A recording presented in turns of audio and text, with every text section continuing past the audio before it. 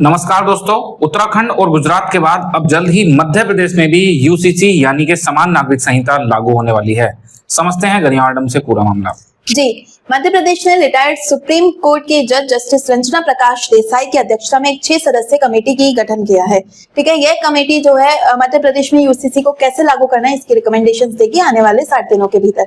यहाँ पे जानना आवश्यक है कि ये वही कमेटी है जिसने उत्तराखंड और गुजरात में यूसीसी का मसौदा तैयार किया था। अब समझते हैं कि समान नागरिक संहिता क्या है और ये लागू क्यों नहीं है। तो देखिए, समाज में ना विवाद के 2 तरह के मामले होते हैं। पहला होता है कि जैसे चोरी, डकैती, हत्या आदि, इन्हें क्रिमिनल केसेस कहा जाता है। दूसरे तरह के मामले होते हैं जहाँ विवाद हो सकता है कि विवाह, तलाक, उत्तराधिकार आदि, इन्हें सिविल केसेस कहते हैं। तो भारत में ये सिविल केसेस जो हैं वो ज्यादातर धर्म के द्वारा संचालित होते हैं। तो जब अंग्रेज आए और उन्हें कानून बनाने थे तो उन्होंने देखा कि ये इन सिविल मामलों में अगर हम हस्तक्षेप करेंगे तो उससे धार्मिक हस्तक्षेप समझा जाएगा और उनका विरोध हो सकता है। तो उन्होंने इन मामलों को टच नहीं किया और जो जैसे धर्म के अनुसार संचालित हो रहे थे अपने अपने धर्मों के अनुसार उन्हें वैसे ही संचालित होने दिया। तो वहां पे समान नागरिक संहिता लागू नहीं हो पाई। वहीं अगर हम क्रिमिनल केसेस की बात करें तो वहां पे उन्होंने एक समान जो कानूनी संहिता है उसे लागू किया। अब जब देश आजाद हुआ तो भी संविधान निर्माताओं के समक्ष ये सेम दिक्कत थी कि अगर वो इसमें हस्तक्षेप करते तो उन्हें भी विरोध का सामना करना पड़ता। तो उन्होंने आने वाली सरकारों पर छोड़ दिया। तो अब हम समझते हैं कि क्या प्रावधान है यूसीसी को लागू करने के। तो अगर हम संवैधानिक प्रावधानों की बात करें तो संविधान का अनुच्छेद 44 राज्य के नीति निर्देशक तत्व में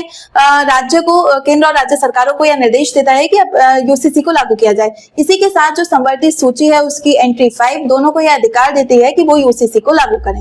इसी के साथ सुप्रीम कोर्ट भी विभिन्न केसों जैसे शाबानो केस में यूसीसी को अपनाने की बात पर जोर देता रहा है। और अभी रिसेंट में जो 22वां लॉ कमीशन था उसने भी इस मामले पर कि कैसे यूसीसी को लागू किया जाए इस पर पब्लिक ओपिनियन माना है।